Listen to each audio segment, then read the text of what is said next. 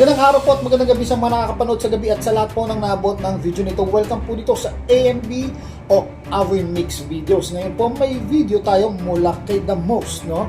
At ito yung pagde-deploy ng mas marami pang vessels sa Philippine vessels dito sa West Philippine Sea, no? Sa kabila ng panghaharas ng China nitong kamakailan lang, no? So para malaman po natin, ito po ang video ni The Most at bigyan po natin ito ng ating reaction. So i-play na po natin.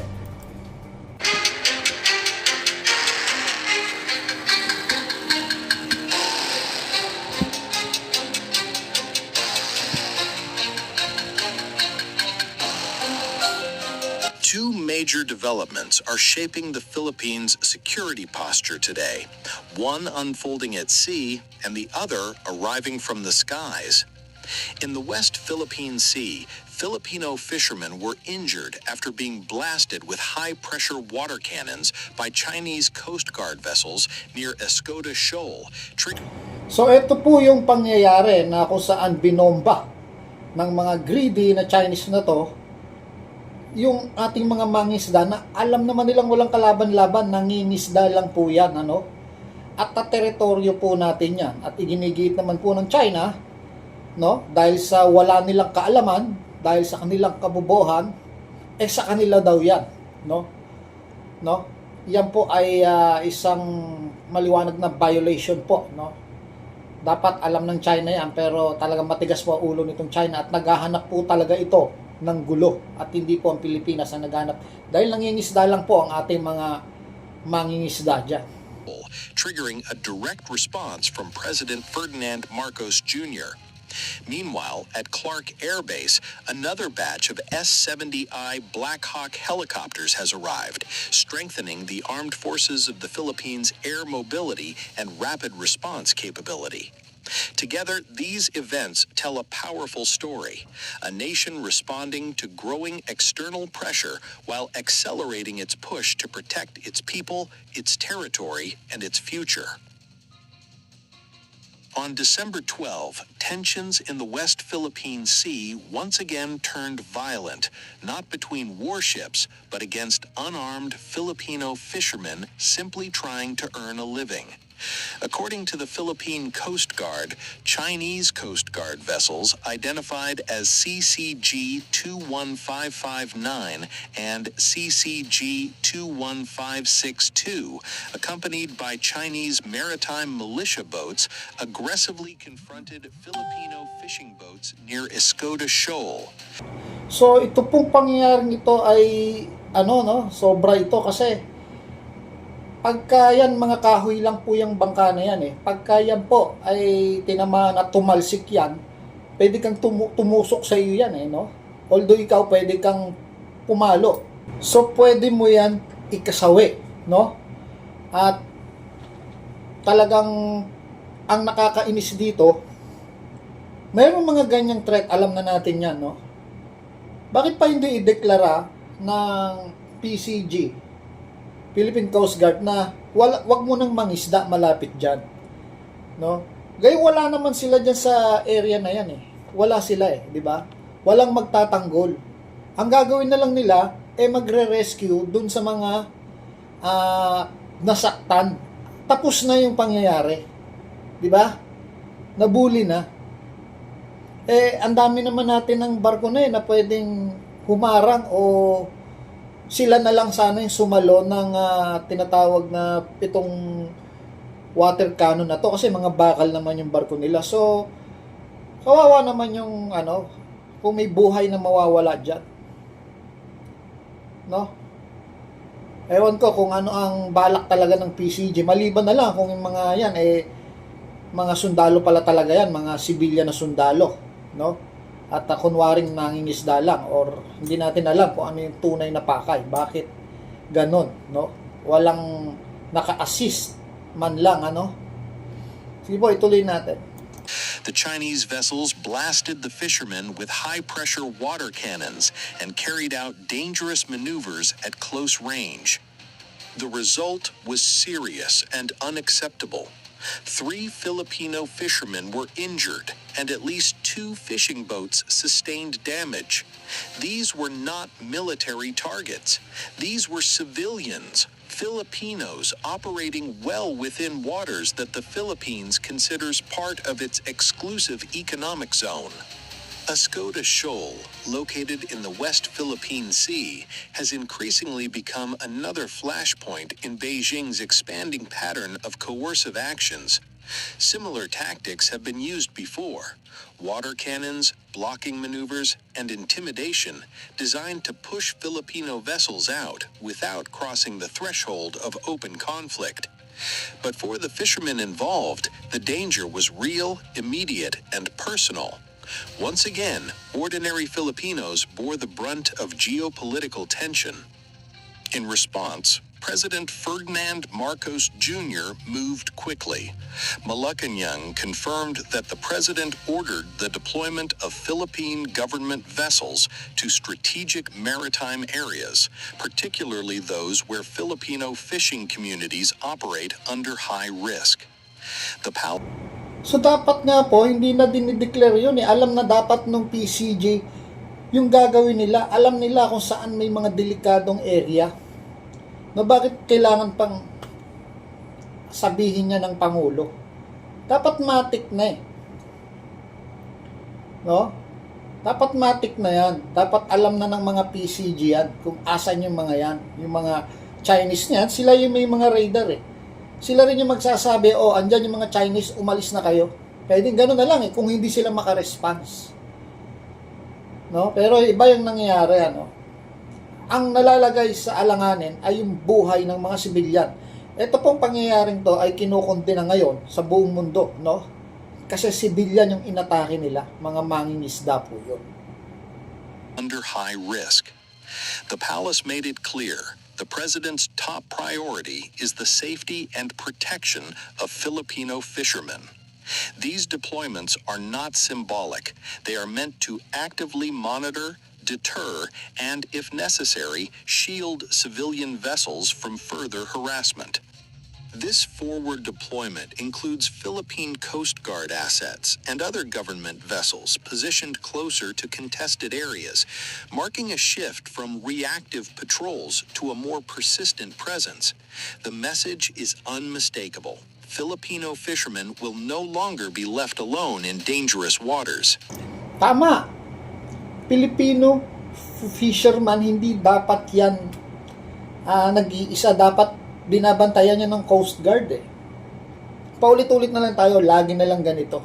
Alam na ng Coast Guard to, pero paulit-ulit nangyayari, di ba? Sabi nga nila, nakakasawa na, no? Eh kung magsawa na rin yung ibang bansa na tumulong sa atin, ano? At wala ba tayong kakayahan? Bakit hindi tayo mag-water cannon din, ano? Para kahit papano may pandepensa tayo at least hindi siya barrel o hindi siya mga machine gun. Kasi dyan pwede magsimula ang gera. Pero kung water cannon siguro, pwede eh, no? Pwede naman siguro natin gawin din yun. Pero I don't know kung bakit tayo, no? So nire-respeto na lang natin yung kagustuhan ng ating presidente kasi siya po ang presidente. Hindi natin alam kung ano kasi ang pwedeng matamo nun. Pero para sa akin, kahit sana man lang water cannon meron tayo. At mga Coast Guard na nagbabantay sa ating mga mangingisda, no? Na hindi na kailangang utusan pa, no? Ewan. Waters. This move also reflects a broader policy direction under the Marcos administration. Rather than backing down, the Philippines is asserting its rights through increased visibility, thorough documentation, and a strengthened presence. Every patrol, every escort, and every recorded encounter enhances the country's legal and diplomatic position. While tensions simmer at sea, another important development arrived by air. An additional batch of S-70I Black Hawk combat utility helicopters has landed at Clark Air Base, transported by a massive Antonov An-124 strategic airlifter. These helicopters, manufactured by PZL Milek of Poland, further expand the Philippine Air Force's growing Black Hawk fleet. Each delivery represents a tangible upgrade in air mobility, disaster response, troop transport, and operational reach. For the armed forces of the Philippines, the Black Hawk has become a backbone platform.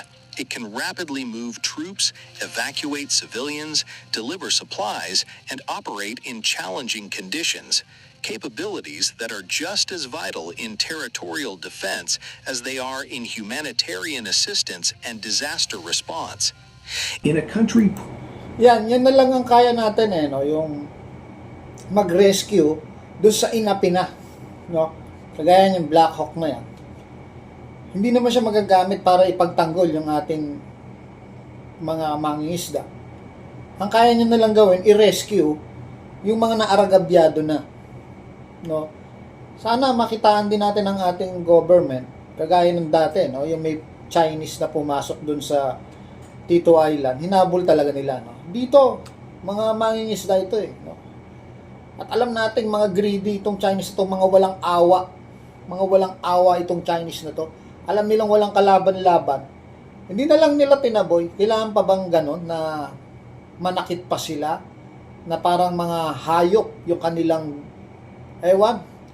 Dapat nag-iisip din itong mga kasundalo yung PLA na yan. Huwag silang sunod ng sunod dun sa presidente nilang parang may demonic na pag-iisip. Ito sa akin yan lang yung pwede kong sabihin demonic yung pag-iisip ng kanilang presidente. At yung mga walang isip nilang mga sundalo, sunod lang ng sunod na parang aso, hindi nag-iisip. In a country prone to natural disasters and facing increasing security challenges, these helicopters dramatically enhance flexibility and readiness. They allow forces to respond faster, operate farther, and sustain operations across the archipelago.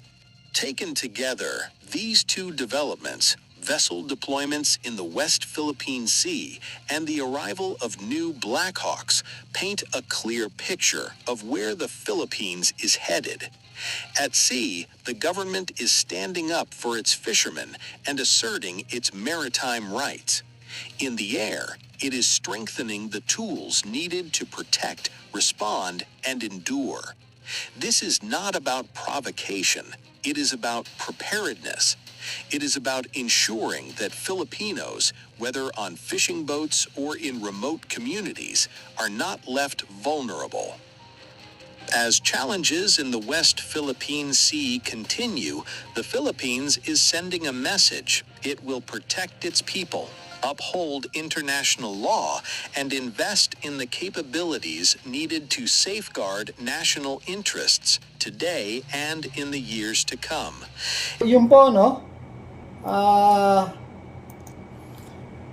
dito natatapos yung video niya, pero bibigyan natin siya ng comment. Sana, balang araw, hindi lang puro video yung maging response natin, yung pagsisiwalat sa buong mundo yung nangyayari, ang maging alam na ng yung buong mundo Sana gumawa tayo kahit konting action, umpisahan natin sa water cannon. Hindi naman siguro mauwi yun sa gera kung water cannon lang. Kaya nga water cannon lang, para naman mabuhayan ng loob itong ating mga mangingisda na hindi nilang sila basta dadamputin kasi tapos na yung pangyayari, Sa isang balita, narinig ko parang protektahan daw sila ng mga PCG. Pero dito sa video, wala akong nakita nagprotekta. Parang kinain lang natin ng kinain o yung tinanggap lang natin, tinanggap yung parusa. Nang ganun-ganun na lang. Naintindihan ko naman ang PCG dahil may mga pamilya din niya, may buhay. Pero kasi, nandyan sila sa trabaho niya. Sana hindi na lang nila pinasok yung trabaho kung hindi sila ready dyan, na talagang darating at darating yung araw. Alam ko naman, lahat tayo ayaw ng gera. Pero para sa akin, sana kahit water cannon man lang. O mga bantay na PCG, kung hindi nyo kaya, warningan nyo yung mga isda, umalis na kayo dyan. Kasi may mga radar yung PCG natin, alam nila kung may parating. Umalis na kayo dyan, darating na mga halimaw, at sa ngayon, hindi natin kaya, para hindi nasasaktan yung ating mga mangingisda. Yun lang po ang akin. At salamat po, ano. At kahit papaano nasaktan lang, pero at least walang namatay. Panalangin natin na humupa yung tension dyan at walang mamatay dyan. Although hindi natin alam kung may namatay na Chinese na dyan dahil yung dating nagbangga ang barko. Pero sa ating side, panalangin natin na hindi mag-cause ng kamatayan yung mga ganyang pambubuli ng China. At hope so, mabawasan ng mabawasan niya. So hanggang dito na lang po, ito po ang Avoy Mix Videos. Maraming salamat po.